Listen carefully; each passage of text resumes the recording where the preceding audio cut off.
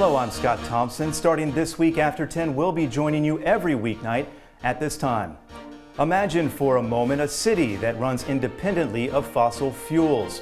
There's a festival currently taking place here in Korea that presents a model for an eco-friendly city of the future to help turn that idea into a reality.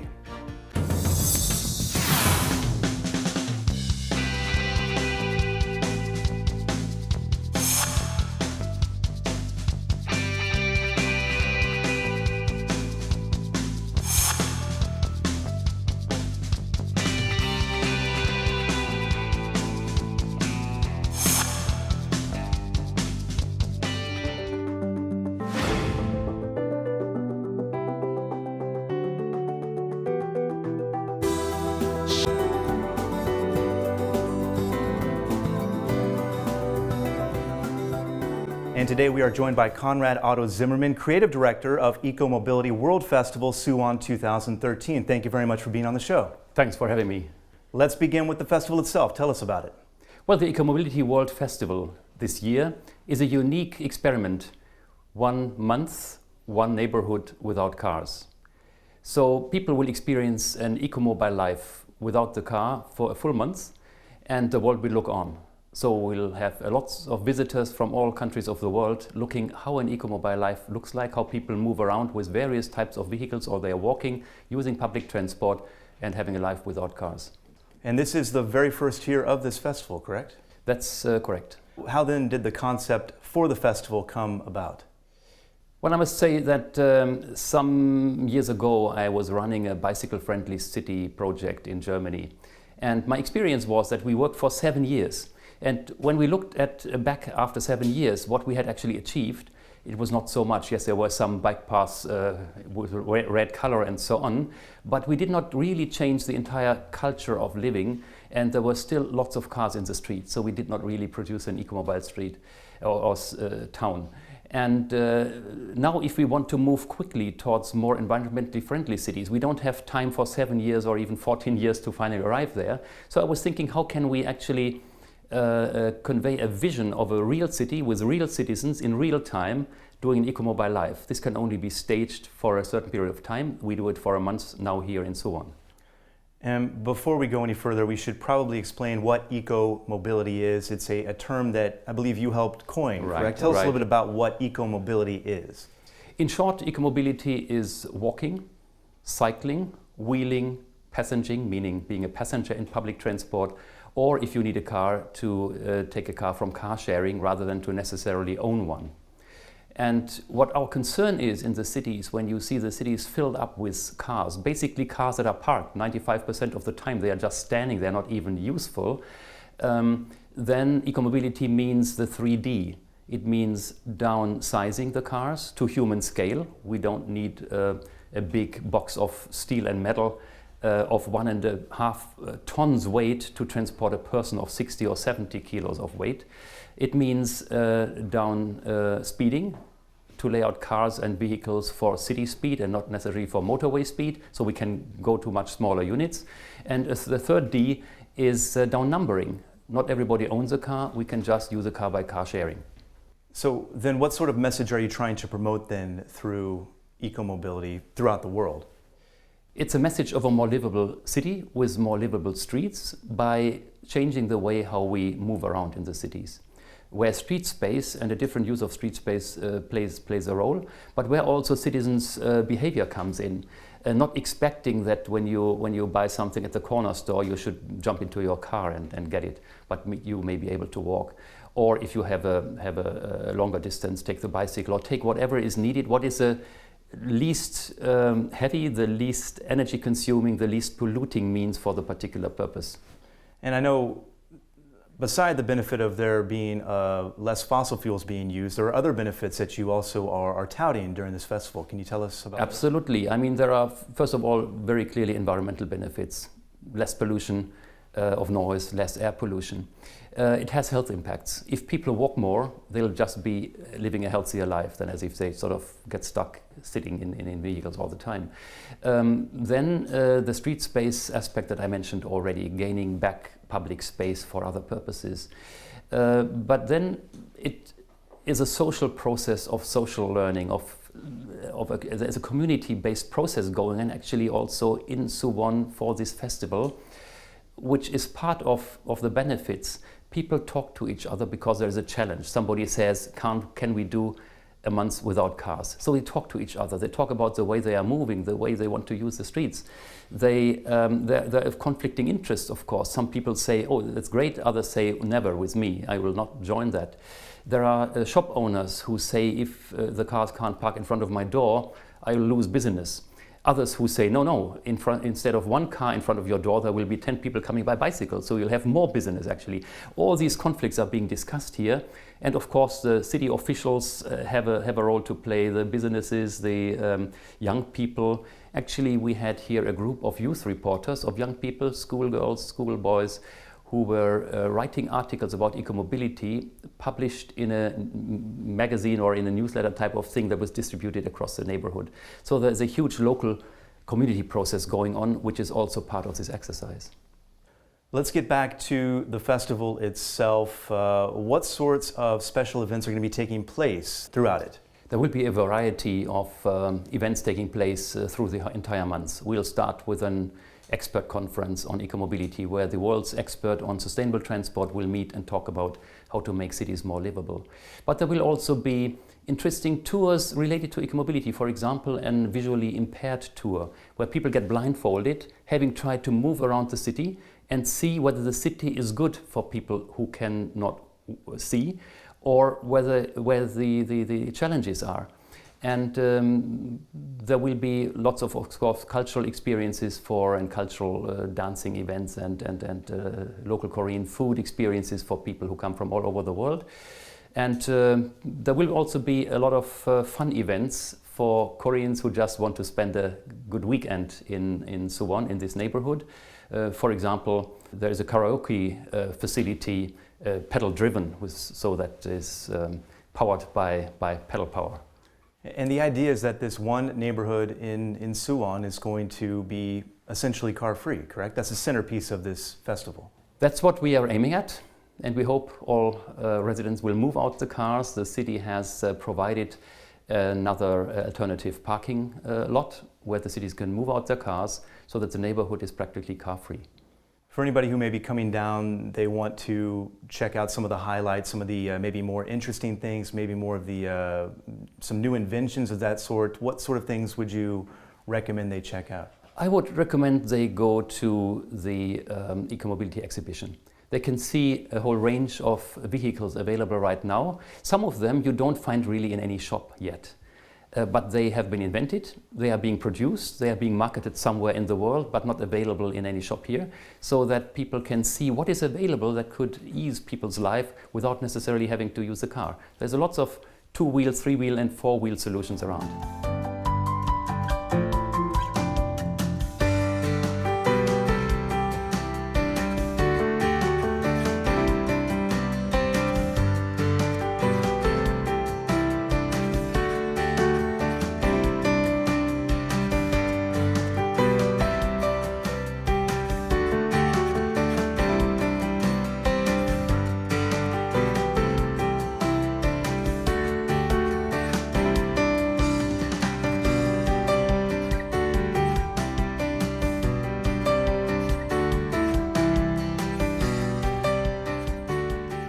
You mentioned earlier that the EcoMobility Congress kicked off the festival. Tell us a little bit about that and who the participants were. Well, this Congress has convened 500 people, experts from all over the world, 250 international ones. And those people are dealing with urban planning, with transport planning in cities, with mobility of people, and with a new way of urban development. And they have actually talked about how to make cities more livable, how to make street space more livable, how to rehabilitate old towns while improving the way people can move and the street spaces are being used. And they talked about solutions, organizational, operational solutions, how to organize car sharing systems, how to organize bike sharing systems, how to link it to public transport.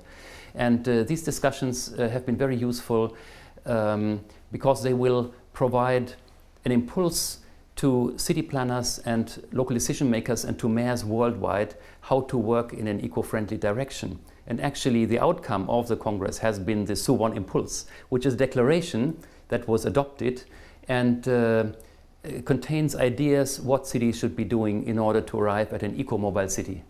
And there's also something called the ICLEI Local Governments for Sustainability. Its purpose is really to supervise the festival and the Congress, in addition to other responsibilities as well. Tell us a little bit about that organization. Well, ICLEI is an organization of over 1,000 cities and metropolises around the world in 86 countries. These cities want to improve their environmental conditions, their sustainability. They want to make their city more sustainable and through exchanging what solutions are there, which solutions have proven to be effective. So city-to-city learning takes place.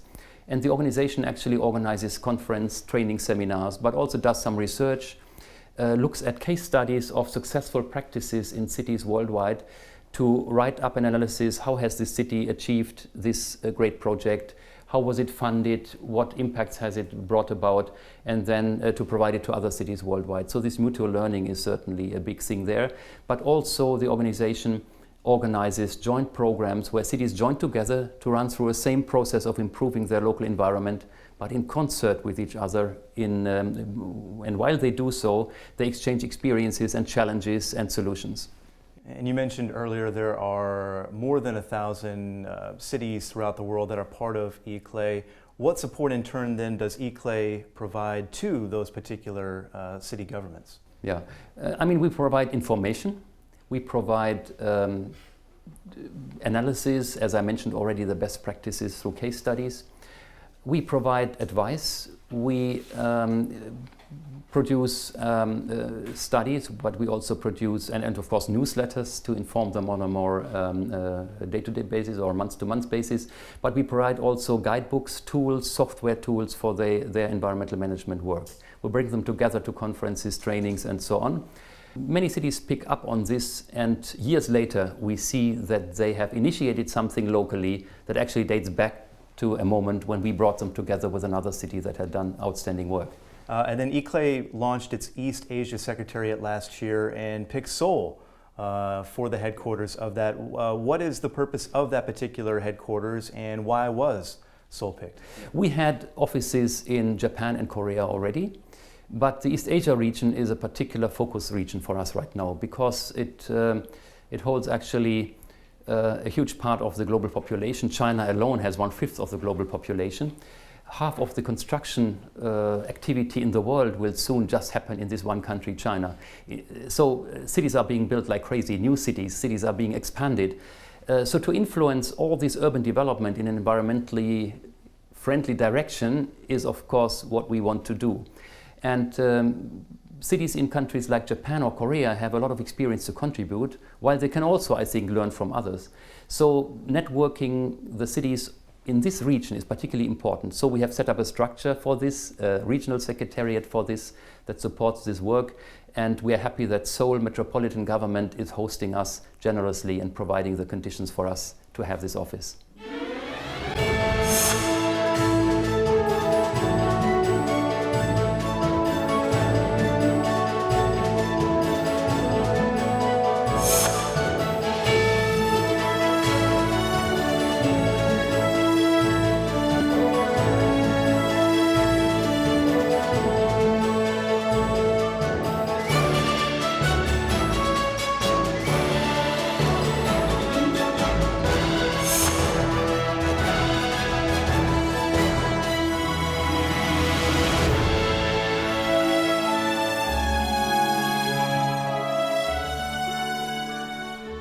Sustainable city, this is a term that we hear a lot these days, and the term itself seems relatively self-explanatory, right? But there may be some misunderstandings out there about what a sustainable city is. Can you explain that for us? Yes, for me a sustainable city is a city that provides decent living conditions for its residents over a long term.